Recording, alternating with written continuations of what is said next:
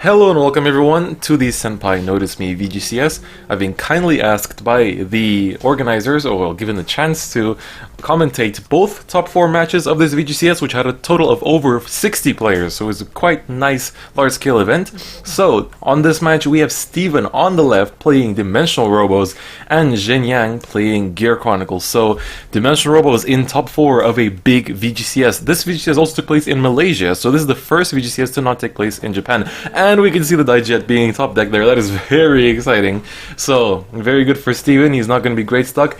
And we can see one of the great Daikai's in his hand as well. So, while he's making his choice, before I move on a tangent, we can see he has the enabling draw trigger, so it's quite interesting that he plays the draws. And he one passes, but sadly doesn't get it, so only 1 damage for Mr. Zhen there.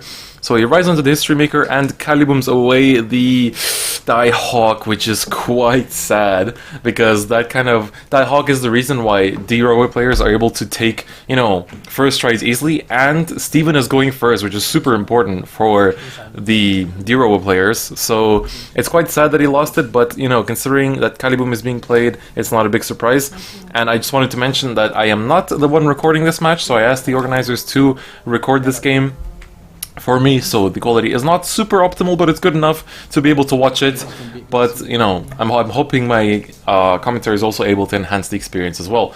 So now it is the important turn for Steven. Will he ride to grade 3 or not, or will he stall and make the timely player, Mr. Zhen, go for the grade 3, and then Steven is able to take the first stride. So he doesn't ride the grade 3, he calls the Yuka, and he's going to swing at the Calibum to get rid of the rear guard, and he's going to go for the History Maker, and let's see if Zhen is going to guard this. He doesn't, he gets the crit, but he's thinking if he wants to put it on Vanguard or not. Nope, he's going to put it in the rear guard. He does not want to give Zhen damage to work with, because for Time Leap, giving them damage is going to be opening up even more combos that they can do, and that's definitely not something that Steven wants to see as a D-Robo player, and as someone who's about to break into finals. But if he doesn't get things right, then he's going to be sitting and fighting for 3rd place. So, let's see. Zhen attacks with 9k to the Vanguard with his crit, and he goes with the Chrono Jet and uses the crit to get the 5 on the Vanguard and the draw. And his Twin Drive gives him a couple of normal units, so no triggers there, but Steven does lose on the Dai Bazooka, which is quite big. There's also Laurel in his damage zone, which is quite sad. So he rides the Legion Great Ayusha and pitches the normal, the previous Great Ayusha to stride. And if you've seen his deck list, he actually runs just one Great Ayusha, of that other one. So we will be talking about his deck in more detail when we go over the next competitive wrap-up, but he strides into the Die Earth, and now you can see he has the Enigma and draw trigger still in the front row, so essentially he would have to either call something and use the Enigma and draw trigger on that, or you can use the Enigma and draw trigger now to give the power to either Yuka or Die Earth, and then he's going to be able to use Die Earth to call a grade 2 Dimensional Robo and a grade 3 Dimensional Robo. So let's see where he gives it. He gives it to the Vanguard, so that's going to be a +3 to Vanguard. And now he's going to use Dire skill. He flips everything except for the Laurels, that I believe is a heal trigger and a Die Bazooka, so that's quite good. And now he's going to be able to call his grade 2 and grade 3. He could either go for Die Lesson here or Die Jet. I feel those are the best. He goes for the Die Jet. Yeah, I think that's a good idea, because he's able to immediately recycle that grade 3 he just pitched. That gives him basically, recyclable stride fodder and recyclable, basically, guard breaking. And the grade 3 he calls is the Great Ayusha, and there he uses Digest skill to return the Great Daikaiser. But it's a very good idea to use Die Earth to call the Great Ayusha, because that way you're not risking dropping him in damage, drive checking him when you wanna already Legion him and stuff like that. So it's good that he called him, because against matchups where it's not gonna get binded or something, that's a very good idea. So he swings with the 11 on the Vanguard. He doesn't have a Laurel, so he has to just do regular attacks. And Zhen does Perfect Guard the Die Earth. Oh, there is a crit coming through. It's going to go on the Die Jet, a Perfect Guard, and another draw triggers. So that's another draw for him in the hand, which is quite nice. So he does play quite a few draws. It's not just the Enigma one, it's also the D-Robo one, so that's something I personally am not too sure of. I'm still testing. I'm trying out some of the topping builds now to see which one I like the most, because I'm also trying out my own. But, so, Zhen does G-Guard with the Uluru, and he's able to return the heal trigger. Oh no, he's not going to return the heal trigger, he's going to return Perfect Guard, and I did not see the other card, so sorry about that, but I didn't quite catch it. So now Steven's hand is looking quite healthy. It's at 7 cards if I'm not mistaken, so that draw trigger did help out. So, ooh, he's gonna stride immediately into the next stage. This is looking pretty interesting for Zhen Yang because Steven is on 3 damage, so he's trying to kind of end this already. Like, he's got the 2 counterblast that he can work with quite easily. So, let's see. He's gonna use the on-stride skill from Chronojet G on his Urwatar, the one and only Urwatar, because of the restriction list. So, he has to keep it bound, as the judges tell him. So he calls out a Melem from that, which is, a pretty standard play by most Timelet players. So now he's going to be able to use the Urwatar to gain some hand advantage. So again, showing that limiting Urwatar to 1 doesn't really do too much, but yes, now he's going to use the Urwatar to draw 2, and one of his cards in his hand is going to go back to his deck, and he has to shuffle it as well.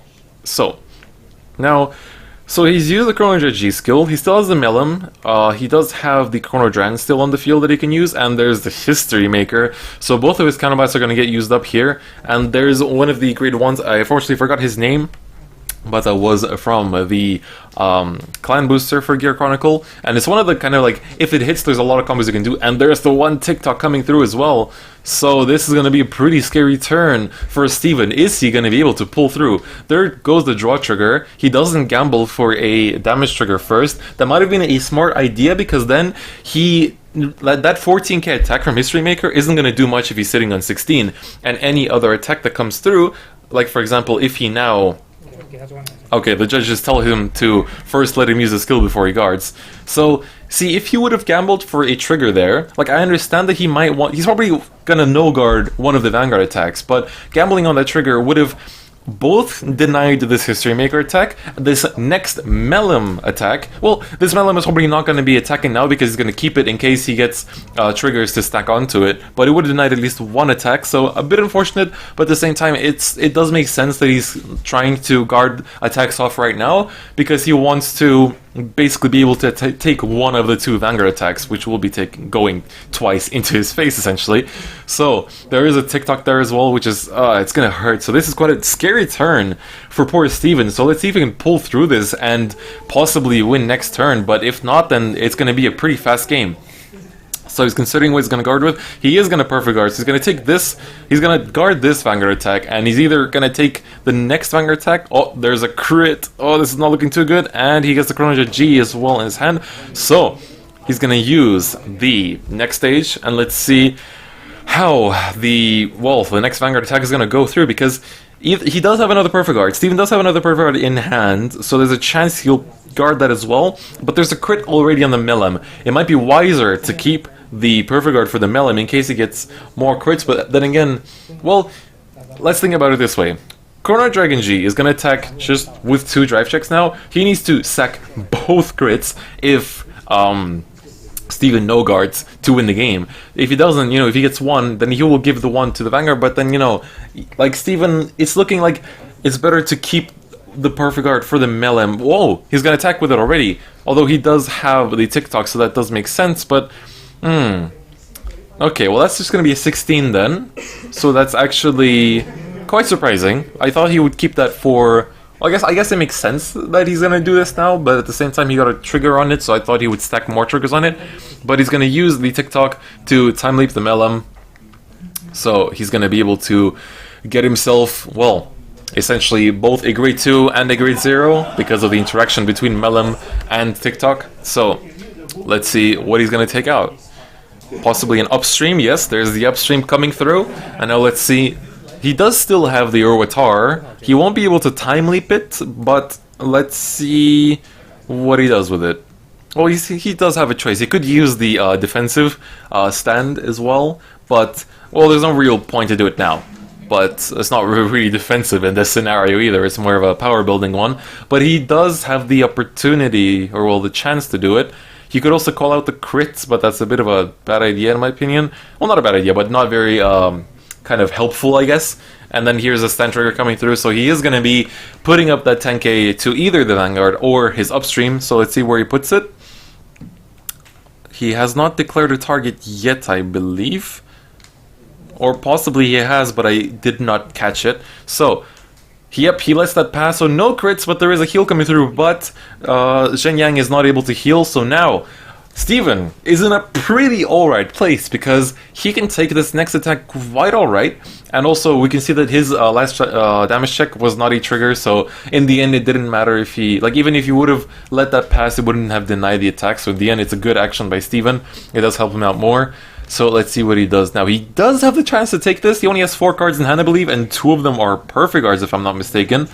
Or he has even less. But I think, okay, so we're going to take that one. There's a lot of grade 3s going into his damage zone, which is quite sad. There's 2 great Dai Kaisers and a Dai Bazooka in there, so that's quite unfortunate. But, you know, it does happen. He does have more in his deck that will help him out, but we'll see what he does. This next turn is also a nice one for Daimax. If he goes into a Daimax now, that'll be a pretty nice one. Ooh, he gets the Dai Bazooka. He's missing a Stride Fodder, so he might have to drop a Perfect Guard. That is not the most optimal turn for him, but we'll see what he decides to do. So he sees that he's counting a soul to see if he can do the Legion skill already. That I didn't quite catch if every single card is a Dimensional Robo or not, but he'll probably check it. Well, hopefully he's going to check it again so he can confirm it. But yeah, okay, he's going to try. I'm pretty sure he's going to go into the Daimax because it's the best scenario. Oh, he's going to the X-Gallop. So X-Gallop, from my personal testing, has not been doing too great in D-Robos, but I think he's going to go change to the Daimax. I think he's going to change to the Daimax, or it wouldn't really make sense unless he has Laurel. It wouldn't make sense to go for the Dai Kaiser Leon. No, he stays with Excalib. I personally would have gone for Daimax over there, but oh well. Alright, so he's gonna call his Dai Lesson over his Great Daiusha and use Daijet to return it to the deck. So now he does have that little, you know, off chance to drive check into it or damage check it, which would not be very optimal, but we'll see what he does. So Dai Lesson does gain power because his Vanguard is a Dimensional Robo and a Dai Kaiser, so that's some nice power gain coming in over there. So, as I was saying earlier, oh wow, he's actually going full in. He's calling out the Perfect Guard, which will return to his hand, but damn, that's quite nice. So, as we can see, he's not going to be aiming for the big power threshold of Excalib, of trying to hit the you know, the field buff threshold. He's just going to go for the Quadro Drive, so that's going to give him at least 5 cards in hand, because the Perfect Guard will return to his hand. So let's see what he gets. If he gets some draw triggers, it's going to be even better for him, so you can last out the next turn. But sadly, this isn't going to be too good, because like in the end, Zhen Yang is only on 2 damage, and if he Perfect Guards this, it's not going to be very threatening in the end. So let's see how that goes.